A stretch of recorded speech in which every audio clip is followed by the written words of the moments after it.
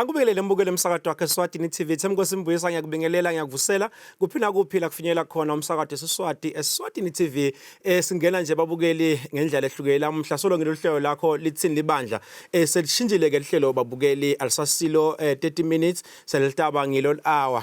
Bantu labadzala ke babasi niketile lesikhathi ukuthi sikhone ukukhuluma kabandi ngathi uhloko tethu lesitawukhuluma ngato babukeli ke sithi nje asike lamhla ke sitawubuka nje indzaba lenkulu kakhulu indzaba ye-church and money kodwa ke singafiki lapho babukeli kungaba nje kucela ukuthi sitawuhamba emadolobheni asendzaweni tonke ke sifune nje ema views enu nibabukeli ukuthi kulesihloko sethu sibe sikhuluma ngaso engabe ningaphawula nithini nini nasenkundleni texhumana ke babukeli sitabe sikhona isihloko sitawubhalwa lapha ya lapha epage lethu la Seswatini TV ka Facebook ikhona nenombolo ngabona kutse sitawucela nje babukeli ukuthi ni comment ngoba babukeli lihlelo leli ngelethu sonke ngelenu nani siyafisa ukuthi singakangena emoyeni ngala sikuve lapho ekhaya ukuthi ngabe wena ungaphawula uthini ngaso sihloko sethu ngingene kiyo ke babukeli indzaba lesikhuluma ngayo ke lamuhla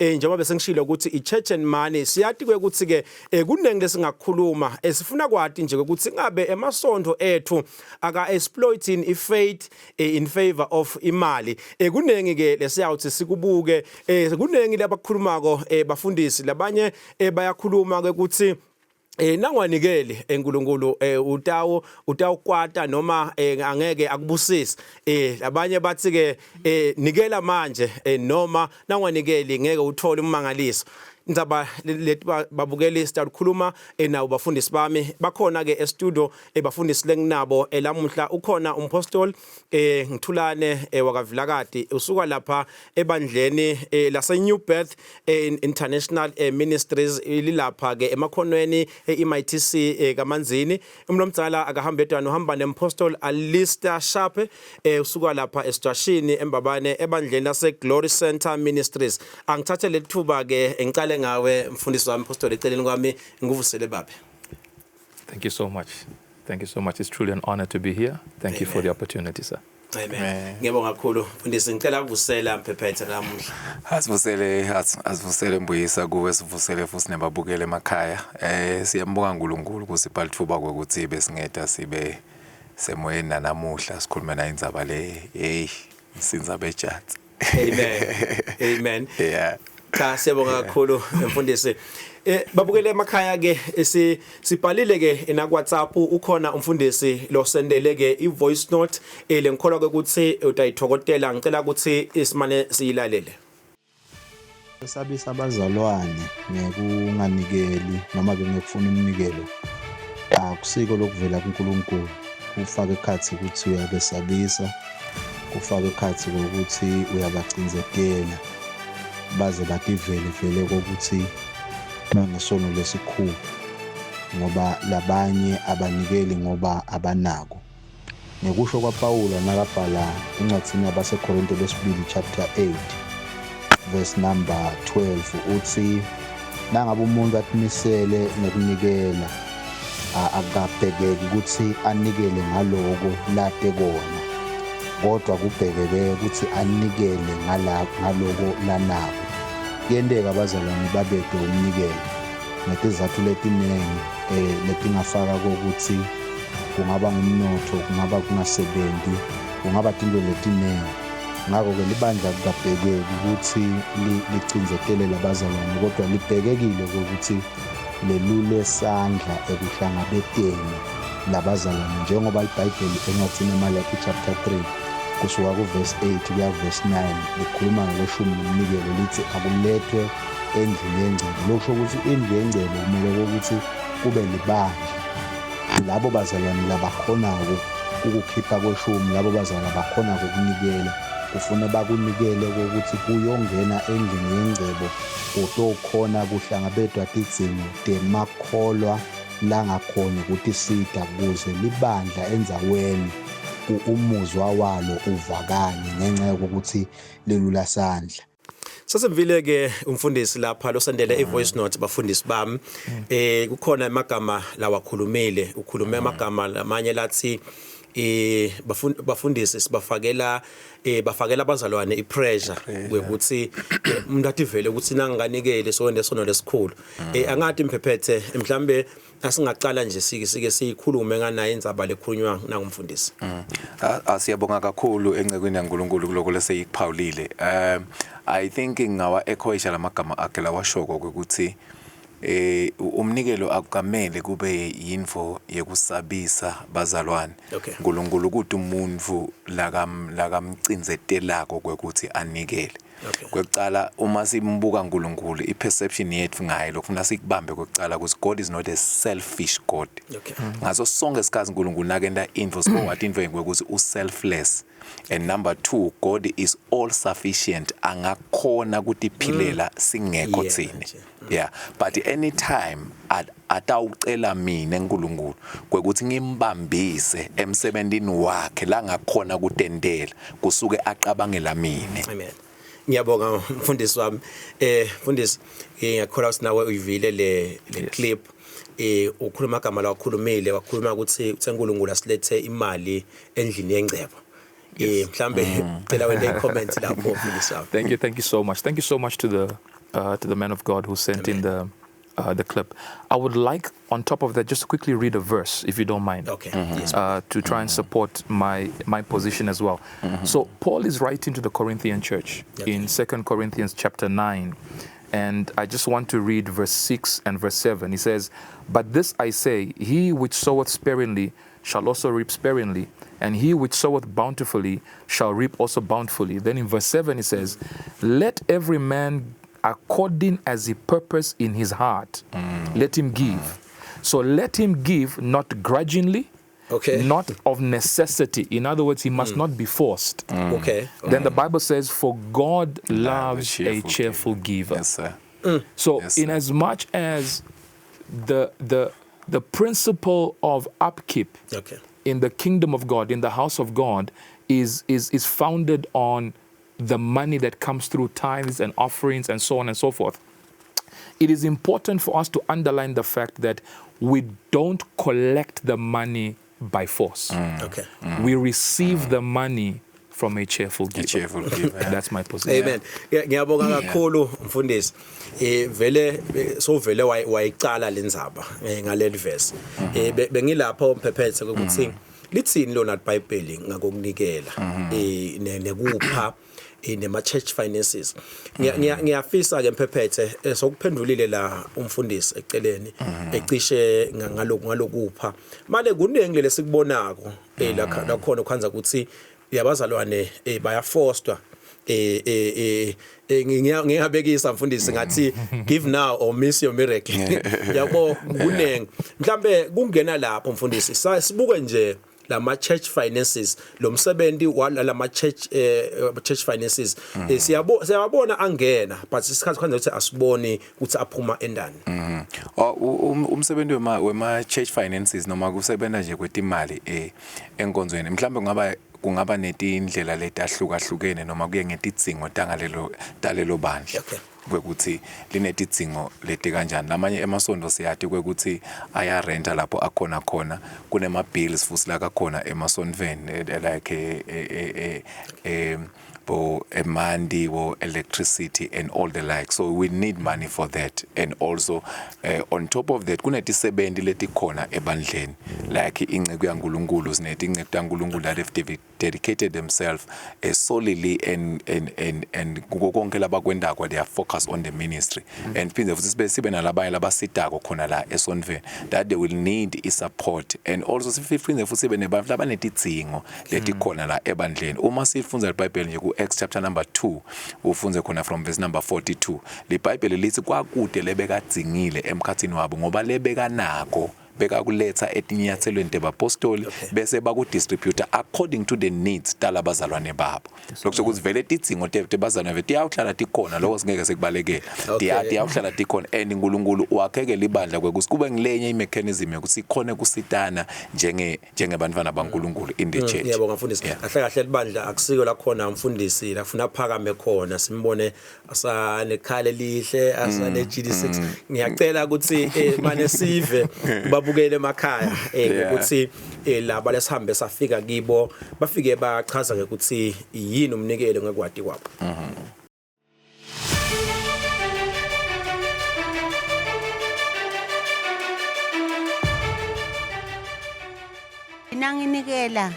Nginikela ngenhlitiyo lenhle ngithi ngiyathi kufuna uphe. Anginaki kakhulu ukuthi yenta ini ngoba lenkwatiko esontweni umsebenzi mningi. Ngaphandle kokuthi udathi umfundisi udlile. Mningi umsebenzi kufuna kwakhiwe esontweni, kuyathengwa titulo, kuyathengwa amagrosa alabanye lebaswele. Mningi nje umsebenzi. So nawunikela nikela ngenhlitiyo lekahle. Loku i-challenge anyana ke kungaba ukuthi uthi anginikele malini, so ngifaka i-question mark uthi angifaki nikele malini kanjani. Kunendlela yekunikelisa umuntu ufunza leave before kubanikele labazalwane. Ngibekise nje kafishane mangabe ngitawufunza leave lekunikele mave kunikela ahlukene kwanza ukuthi ngibekise kuba seKhorini uthi umuntu unikela ngevuma kwenhlitiyo. So mangabe utaphinza ufunza etaka mawufunza etaka uthi ulonikela lo phana ngemali yakhe wanzisa umcebo wakhe. So lapho lo muntu mawumfunzile lelivesi lengibekise ngalekucaleni utawukhanza ukuthi usuke ekhaya anawuthi ndafike nginikele. But makafika lena ngeke asanikele. Umnikelo yinto lesuka enhlitiyweni yakho. Kusho ukuthi na unikela usuke unikela ngenhlitiyo yakho yonke. Na unikela umnikelo unikelela info letsite wekuthi uhambise bantu bahambe bayoshumayela nalokunye usite esontweni noma uyadibongela kulokunye. Umnikelo uhamba kanjalo ayi ukuthi kufuneke bese sovula ibusiness akuhambisani lokho nemnikelo akusiko unikela ngalonako. Hey emnakethu uyabona na ukhuluma ngemasonto uthinza lenye indzaba le serious, indzaba le sensitive kangaka kuba siyaya lemasontweni kodwa kuletinye indzawo khona abafundisi labakahle bayabanaka nalabantwana intsandzane nalabafelokati bayakhona ukuthi baphe labo bamfana emapalishi kodwa lamanye emasonto la kufike konakale khona uthole umfundisi ogijima nge-GD6 la sontweni kunemfana ongakhoni ke esikolweni maybe befuneka grade 6 ka form 1 befuneka elomnyaka ka form 4 akasakhona ichuba nesikolo sekuthi imali but utawukhanza umfundisi enda konke lokusebenzisa imali adlala ngemali bantu bakhe balapha esifunzane balapha eWaterford but sohlula thatha umfana amfake la Zulwini community high school or eZulwini community primary nabo vali. There are many churches outside ekubhlungu mina ke nako le ngakusho nje kahle imali yekusita abantu labanjani ngoba mina ngekwati kwami enzabeni emasonto ukuthi imali yekusita abantu abahluphekile la khase esontweni uyabona uva umfundisi sekabeka ilanga ukuthi nelanga lokweshumi kunesondlo semfundisi wondliwa kuthwendene ngoba lethi iBhayibheli umundvodza iyodla thukuthukutayo uyabona but isikhanza ukuthi inyalo umfundisi zondliwa abantu belisonto uyabona kanjani mina kunento engayi-understand ukhanza umfundisi uhamba ngetimoto edulile mina ngihamba nganalibhudze lami lehlephukile nginikelela yena wayita sogqokela okungathi kunjengana kule ngugqokela ukubuka kabi la ikhathi esontweni kani ngabe phela uyakusita ukuthi nawe utobuke kube ngumuntu ngalomnikelo uyabona akunganikelwa esontweni ngoba incumbi yabafundisi nyala basebenzi uyabona but bahamba imoto letisetulu bagcoka impahla letisetulu abahlali kuletindzawo letifana isibekise njengakubomvuchini kubobuka bafundisi bahlala kuboveni banema-ofisi.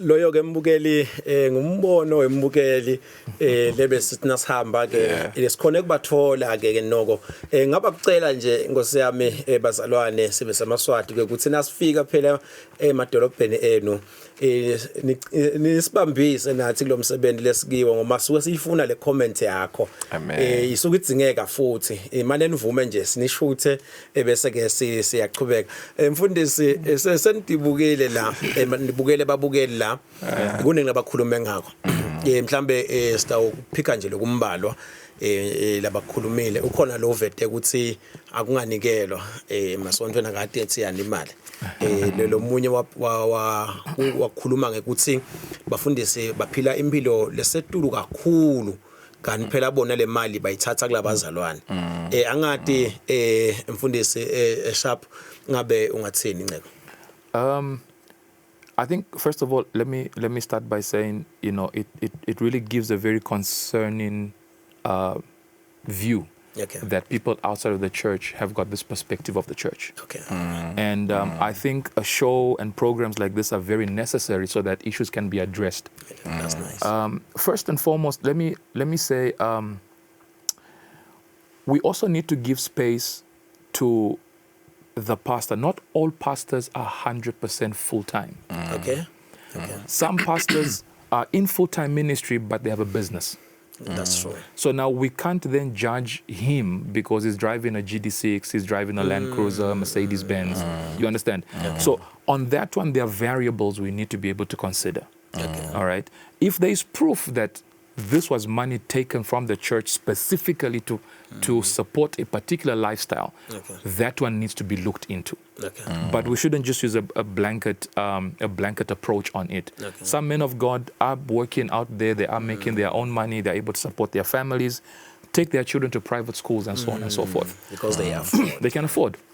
Having said that, I would also want to say to the man of God, sir, if you can afford for yourself, and you can afford to take your children to, private schools, buy expensive cars, big houses, try also and afford to help out the less privileged. Don't just wait for the church to bring money. If you as an individual, the man of God, do have that extra money, please help people out. I think that's the best way we could approach it. Secondly, to the gentleman who submitted and said, Kungan Nigelo Aisondwen, I believe that, let's make an example with Eswatini. Yes. Eswatini has one way of making money for government, that is through taxes. Yes. It is an ordained way. When it comes to the church, one way in which God has ordained for there to be function in the church, to bring finances in, is through the offerings. We can do other projects out there, but the main way in which God ordained the primary revenue for income in the church is through offerings. There are issues of abuse, but let's not run away from the fact that it's the primary way that God has ordained for us. Thank you for this. Mhlambe mfundisi kukhona nawe i-comment longayenda kule ma-clips swabukele.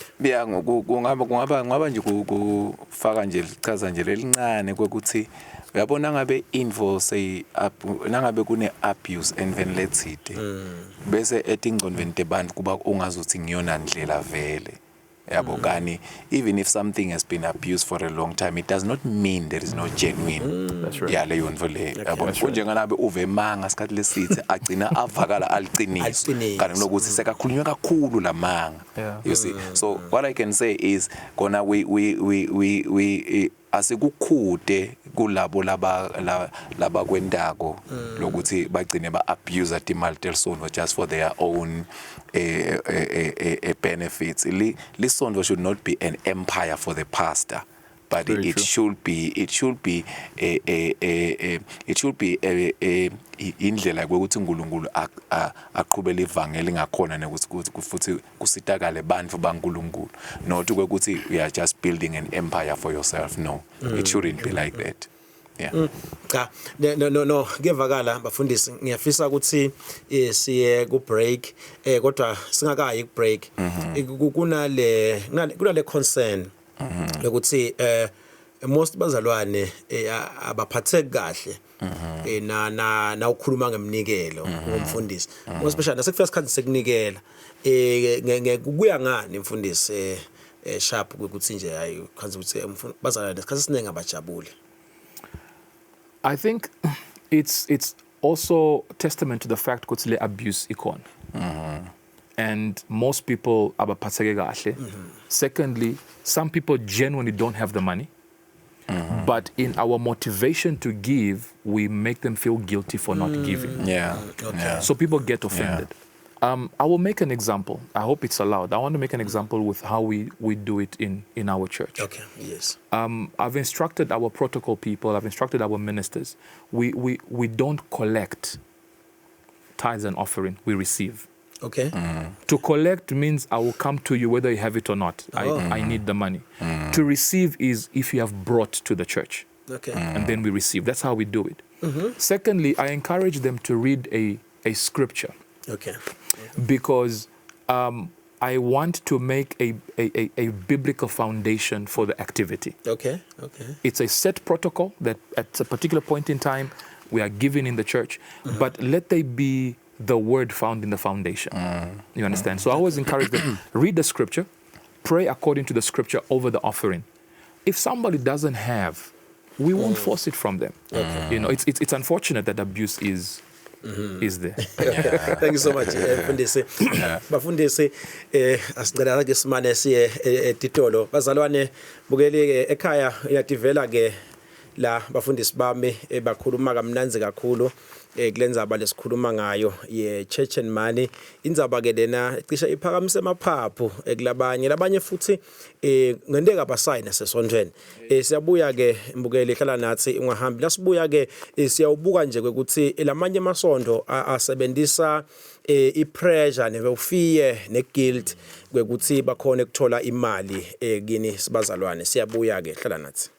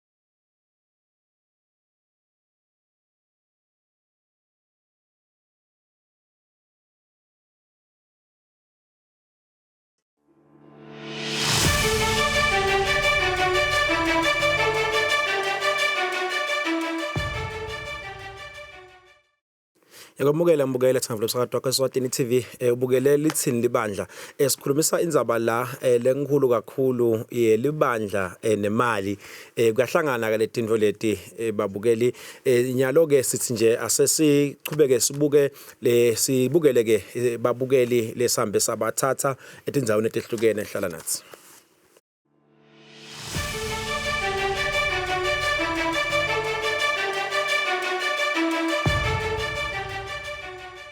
Kule 1-on-1 kunenkinga kakhulu ke kimi lapho ngoba ngicabanga ukuthi ngidinga lo mfundisi nje vele kunesimo lesingishayile nasothi angibhadale shothi uthi angangeni ngoba ngide kwayona le mali yekubhadala i-1-on-1 shothi inebamfle bavimbelako Number 2 ke umfundisi ngiye ngicabanga ukuthi umuntu lobitwe uNkulunkulu. Nase kangikhetha mina ngide ngekubuka kwami sokusebentela yena. Ngoba uNkulunkulu uthi wotani kimi nonke angisho ukuthi uNkulunkulu but uthunyiwe lokusho ukuthi kufuna sithathe ngekufanana kwethu. Ngoba i1-on-1 nje ifanana njengokuthi hey labanikela 5000 abasukumi labanikela kuyafanana ke lokho kuyinto le bese yangisha ke lapho ngoba uNkulunkulu noma ungabeka 50 cent uyakhona ukuzikwendela imimangaliso kulo 50 cent wakho ngekuthi umkhiphe ngenhliziyo lenhle bese kubuya ku anointing oil ke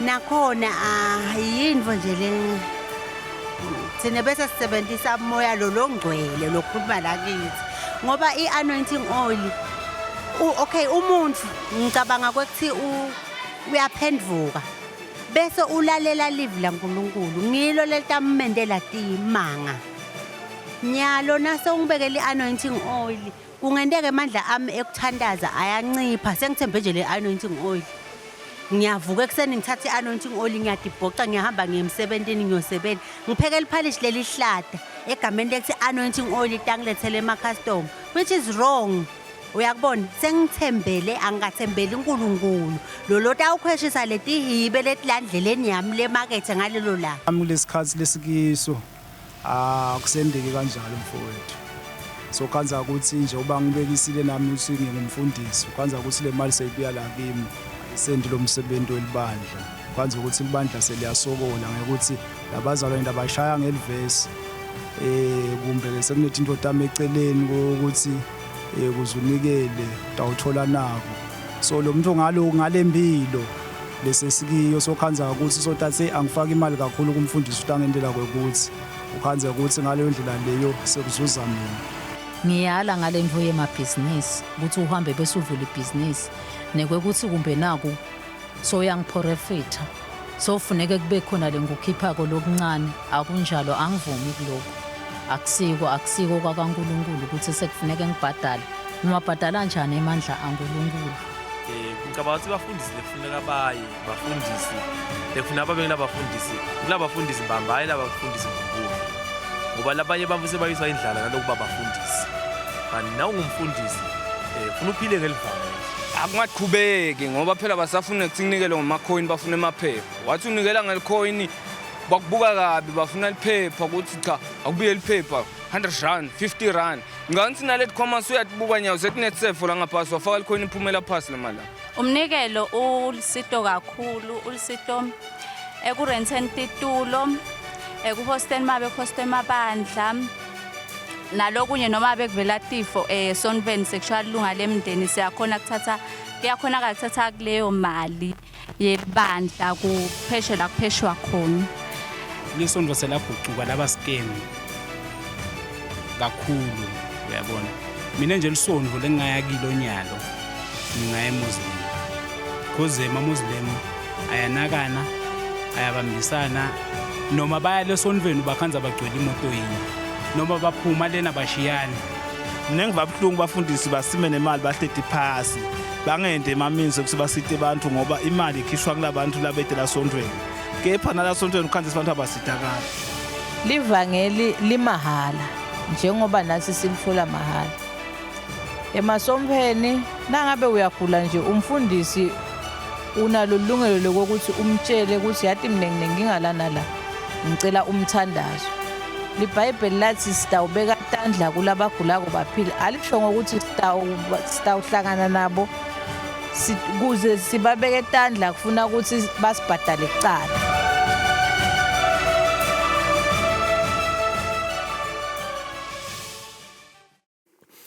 Uyativela ke mbukeli ngekhola ukuthi uyabeva ababukeli sebakhulumile nabo umbono wawo umuvo wakhe umbukeli lo ngaba kusho nje babukeli ukuthi la ngaphasi babukeli babhalile nje manibona la ngaphasi ku Facebook na ku WhatsApp ma comment akhona ungafunza nawe mbukeli kube khona nawe lokutholako bafundisi bami nange ma comment ebabukeli heavy lamanye akhona mhlambe nje Phephethe ukusummarize nje le comment kuningi labakhulume ngako lesingakhuluma ngakufaka ikhathi nangokuthengisa lokuthengisa nje ngokuthi wena umfundisi umuntu akete kuwe umbeke etandla bese uyabhadala livangeli kaKameli lithengiswe nesipho sami uNkulunkulu anginethe sona kaMeli ukuthi ngibese ngiyasithengisa Apostle Paul ukhuluma igama wathi freely you have received so freely shall you give okay yabona so lento le kuumuso waNkulunkulu you can't buy the grace of God you can't pay for the grace of God you can't there is no price longayibeka ibe silinganiso saloko uNkulunkulu akakunikete kona ezisipho sakhe etikwempilo yakho so uma umuntu eta kimi ngitomsida ngesipho uNkulunkulu akanginikete sona akube out of gratitude kuye ukuthi nje ufuna ukuthi ibongela kuNkulunkulu ngaloko uNkulunkulu asamendele kona through impilo yami bese ke so asekangangipha lokho lakafuna ukuthi bongela ngako uNkulunkulu but they shouldn't be a price tag kwekuthi kuze kuthi ngimbeke etandla kulesifo lesi noma kulonkinga lena kumele no it shouldn't be like that ngiyabonga mfundisi ikhona lo myumbukeli wende i-comment yekuthi emabandleni sekufuneka imali eliphepha wabekisana lamabasket ukuthi asanethimbobo vele imali oyifaka khona iliyawo ngabe ungathini lapho mfundisi vele sekukhona inokukaleka nje kwale mali ukuthi lebo nikeni imali engaka unganikeni imali engaka ngosiyami how I wish angasitshela ukuthi where that church was just so we can have an idea because if that is happening it is very wrong because when you look into scripture the Bible says one day Jesus was seated next to the offering basket oh yes and a widow came and she threw in 2 mites. Oh yes. And Jesus made a comment and he said, verily, verily, I say unto you, this woman has given more than everybody else. Without taking the story any further, Jesus showed appreciation to the little that she gave, which was the most from her. Because they said, no, but everybody's been given with papers. You know, some are signing checks, some are swiping on the speed point. Jesus says, no, everybody is giving out of the abundance. Oh, yes. She has given the last that she has. So whether somebody gives 20 cents, 50 cents, a rand, 5 rand coin, it should not be an issue. I understand, man of God, we have budgets we need to meet. Oh, yes. There's rent to pay, there's bills to pay. There are some children maybe we are paying for at school, some widows we are feeding. I know we've got budgets to meet, but we should not put the strain on Bazalwane and say, bring 100 rand, bring 200 rand, bring so much. Okay. Whatever they bring, the Bible says God loves a cheerful giver. Yeah. Cool wrong if people are demanding more than just a coin. Yes, sir. That's my position on that one. Cha ngiyabonga kakhulu mfundisi. Mphephethe. Sisakhuluma ngayo nje imali yelibandla. Ngabe vele kumele yini ukuthi le financial ibe transparent mfundisi. Wonke umuntu athi ukuthi uyathi ibhadala sontweni. Sireceive imali engaka isebente naku bude lengene phansi kwelitafula. I think it is important for us to do that as a church. Kumele kuthi bazalwane bathi ukuthi imali tingenile tabangimalini tabe sethi sebena kangakanani. Yabo singete saba very very specific ukuthi lena sinikete bani imali engaka or what, but I think ikhona system lengenda ukuthi kube ne transparency, everyone akhona ukuthi abe comfortable ngekwathi ukuthi imali tabo tibheke noma imali telibandla tisebente kangakanani. Yes. Yeah. Yes, sir. Cha no kuyevakala mfundisi mhlambe asesive imbukeli bafundisi labanye bekhona imbono nabo lebayishoko ngayo lenzaba lesikhuluma ngayo.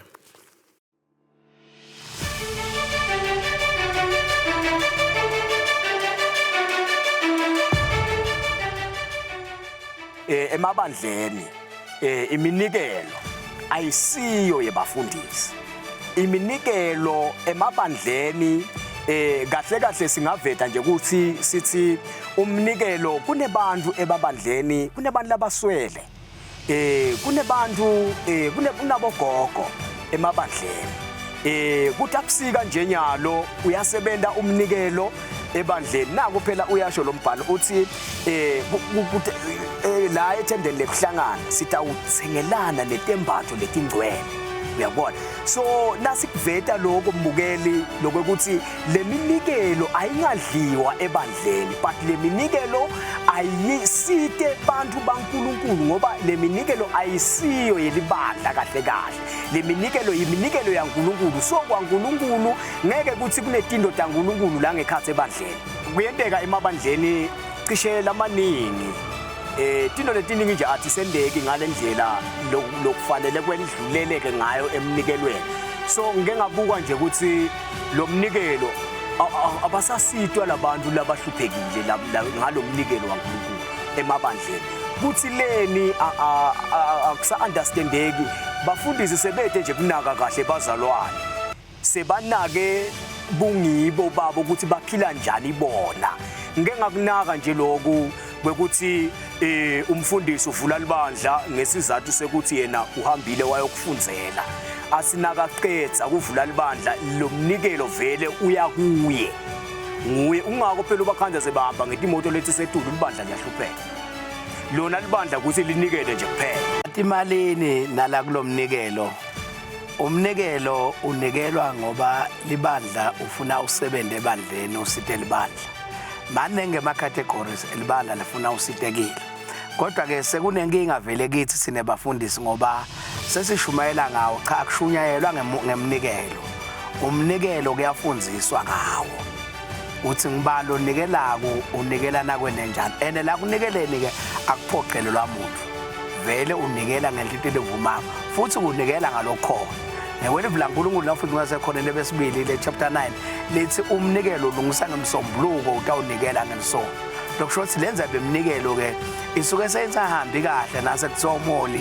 sekufuna lo mfundisi ashumayele ngemnikelo cha vele ushumayela Jesu bese bantu bafundiswa ngemnikelo inkinga lo mnikelo awusendi lo msebenzi wawo la ibandleni ngoba lo mnikelo ufuna usebenza labandleni vele labantwana bethinsanzane nabantu abemakholwa nje labakhona la abaswele basitakala lamnikelweni vele baphila khona bonke ingcebo ke nayo iyakhona ukuthola selihleli libandla la labona ukuthi cha ingcebo ngoba vele iyasebenza idla khona lana bese nabayicephunela kona lokho hayi ukuthi lo mnikelo uhlala wonke uthathwe nguye ayisace wonke le mali cha akusikahle lokho nalokuthi ke vele sekuncane lokusita labaswele sekuncane kakhulu semancane kakhulu emabandla mhlambe nasingaka ama percentages singathi nje 2%.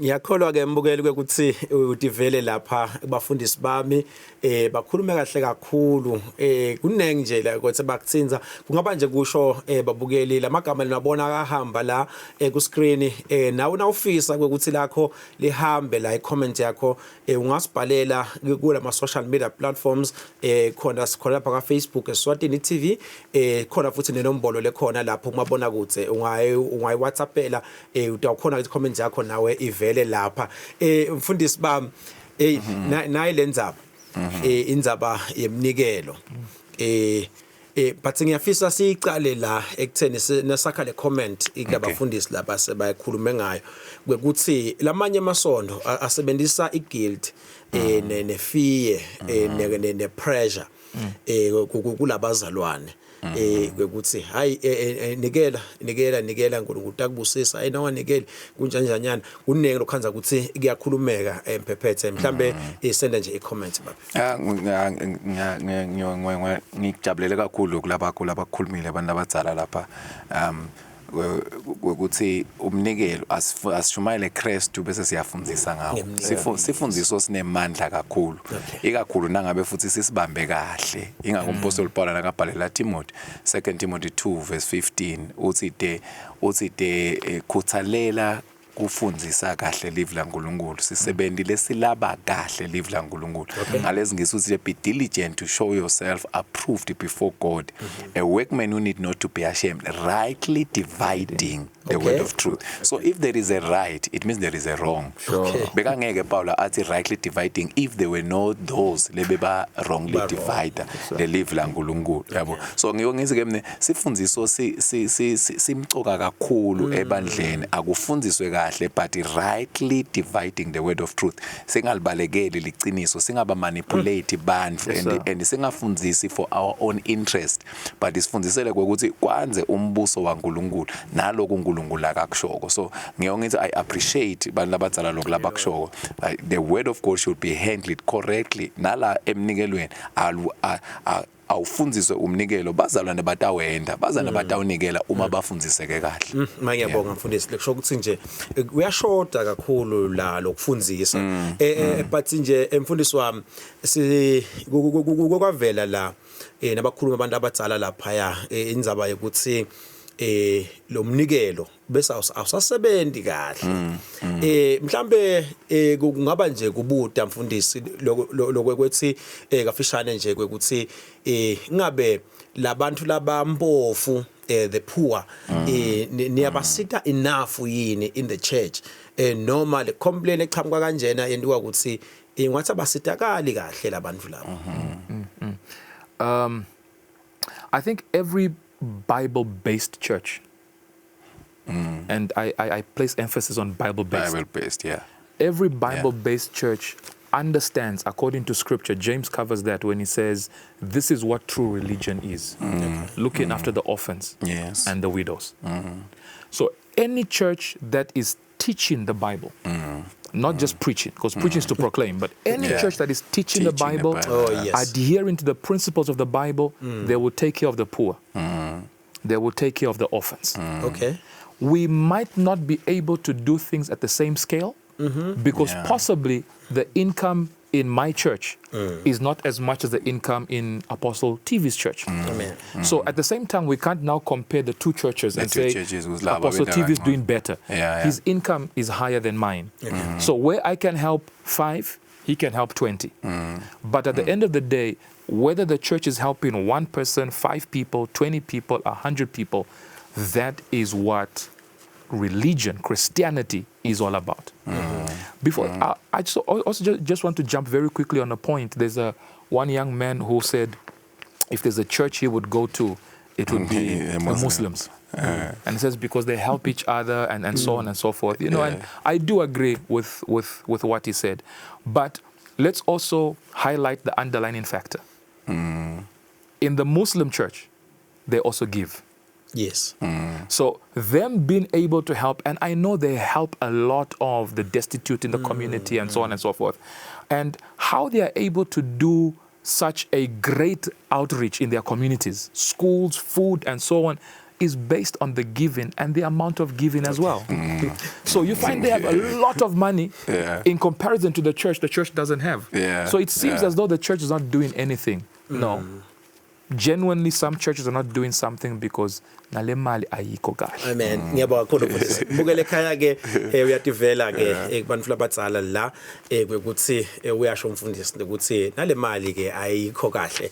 Sayitolo mbukele nasibuya ke titolo siyayibuka ke sesiyibuka kwegcina sesibuka nje ukuthi ngabe bazalwane libandla lingabavikela kanjani likakhulu ukuthi bangagcini bawela kakhulu emagibeni singakubeka sithi kuma financial manipulation. Hlala nathi siyabuya after this break.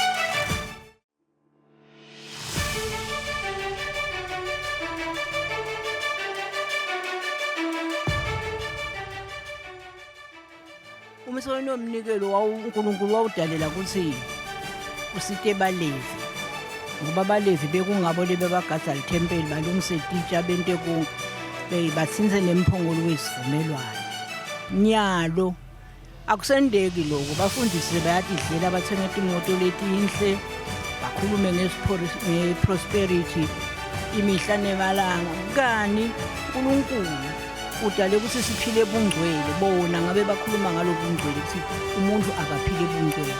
Okay, ebandleni lami lesikwendako ukuthi sisite bantfu ngale mali thina lesiyinikelako nangabe nje ushonelwe udelufo ebandleni lami libandla lami ngilo likhokha imali likusingathe njengemember yalapha eSomveli. Wesi3 libandla lami lelikwendako ngemali emnikelo nangabe kukhona munye wethu lohluphekile noma lolambile libandla kuyiresponsibility yayo ukuthi lithathe le mali lesiyinikelako thina emakholwa siphe labahluphekile. Bube kuyanikelwa nasikhumbula ndvulo phela kunikela bonikela nangelijodi lapha munikela nangempuphu unikela ngalo nako kodwa kulesikhathi sanyalo sebafuna imali. Esontweni yebo ukhona umfundisi but kufuna kube nale babuke ema-finances kube ngibo leba manager yebo nemfundisi angaba khona ngoba ngalesinye isikhathi akukadli lo mfundisi kudlena abale bagwelekele emnikelo nedike ulongaphandle utawubona nangumfundisi ahamba ngeRange Rover yakhe sothi ngile mali kani akayidli iyebiwe ngilomunye la Sontweni so vele kumcoka lokuthi indzaba yemali ingabukwa ngimunye ufakile lapha kubasket uyathatha kufuna ibalwe kubalansiswe ibekeke kahle ebhange imali.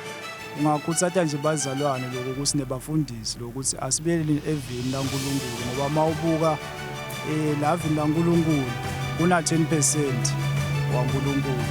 So ngicabanga ukuthi masingabe yasebenzisa yona singabuki ukuthi idzingo tethu sibafundisi ukuthi sengifuna wakha ibhizinisi lelula ngobazalwane. Kwanse ndawo lesabazwe masingabila nje eBhayibhelini sisebenzise lokho. Asichubeke nesinikele nemasontweni ngoba emasonto ethu akafani. Lamanye ayakhona kuphindze abuyisele eziveni. Labanye bafundisi basenawo lo moya wekuthi kwaNkulunkulu kwebandla.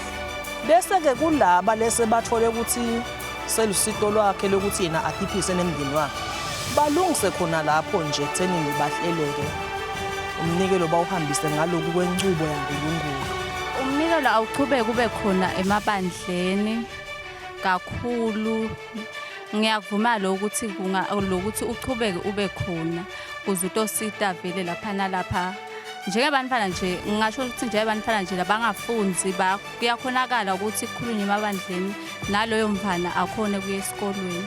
Angiboni vele ukuthi ungathi kuhlaleleni lokho ukuthi akuqhubeke ngoba nyalo abasenikelelwa vele njengoba ngisho sebayaholela akuma lokuholela abafundisi yabona noma ke vele kuvalwe ukhanze umfundisi agcoke isicathulo lesiduleka amadima kabi siyamanyatela ukuthi uyatibuka wena ikhona lapha ngifithi kodwa ugadze ukuthi kuwe nake kwentiwa sonto uwe nga-1000 rand yabona.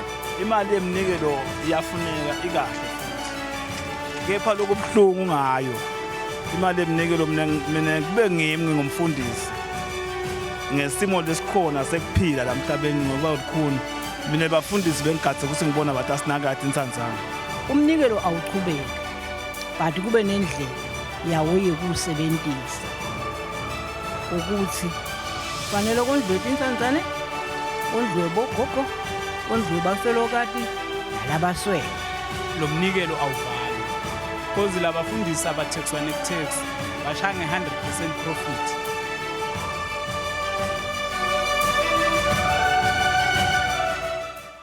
Nativela ke babukeli la babukeli lapha bawendile ema comment ukuthi hayi umnikelo kawuvale angathi bafundisi bami mhlambe singayenda i-comment nje kafishane mfundisi. Yes, thank you so much. Hey, umnikelo ayivalwe. That's a very strong statement, but okay. Of course it portrays the perception that people have of the church because of the evidence of abuse in the church. But truly we can't close it because the church needs to pay rent. The church needs to pay for the orphans and so on and so forth. So I don't think that is a solution for us to close the church. But what is going to be important is for us to be able to establish proper structures in our churches on how funding. I think that is what we should be calling for. Let there be a structure in the church on how the income and the expenditure is also reported in the church. I think that is the one place we need to start from. Yeah. Yes, sir. Ngiyabonga kakhulu mfundisi wami shekancane. Mhlawumbe ngabagcizelela nje kuloko ukuthi there should be accountability each and everyone. Mina lengagcizelela kakhulu kithi sinetincingo kuNkulunkulu. In as much as sima phambi kwabazalwane sishumayele sifundzise sikoleke iminikelo and all the like. Let us not forget ukuthi ekugcineni kwakho konke siyawudilanza phambi kwaNkulunkulu. Yes, sir. So kwesaba uNkulunkulu should be number one thing. Konke lesitawukwenda ngemnikelo ngakho konke lesikwendako in front of the church asingakhohlwa ukuthi kunalumele seyawuma phambi kwakhe sidilanze ngawo. Ngiyacela uvalelise. Thank you so much to the viewers. The Lord bless you. Thank you so much for the opportunity you've given us to come and speak to you. At the end of the day, I also just want to say, in everything that you do, give preeminence to the Word of God. Amen. If any practice, any ritual is not found in the Word of God, run away from it. Yes. In Jesus' name, God bless you. Amen. Amen. Babukele ekhaya ke nitivele ke la kubantu labadzala lokuthi babe khona lamuhla sayikhulumisa indzaba sibonge kakhulu nje nama viewers ekhaya lokhona khanze ukuthi basisitile sakhona kuba recorder labanye basibhalele sakhona nokufundza lapha kwahamba la ngaphasi konke labakubhalile. Siyabonga kakhulu nje kubambisa leli hlelo leli. Inhloso yethu babukeli ukuthi sive semaswati silibandla laNkulunkulu ungathi besingasitakala silati liqiniso ngoba liqiniso ngilo futhi lelitasikhulula. Into lembi ayingendeki isikhathi lesithe ngoma igcina ibonakala ngathi ingiyona lefune ilandzelwe. Ngithemba ukuthi simbuyisa ngithi nje ngiyabonga kakhulu uNkulunkulu emusa akasiphathe sonke nisale kahle.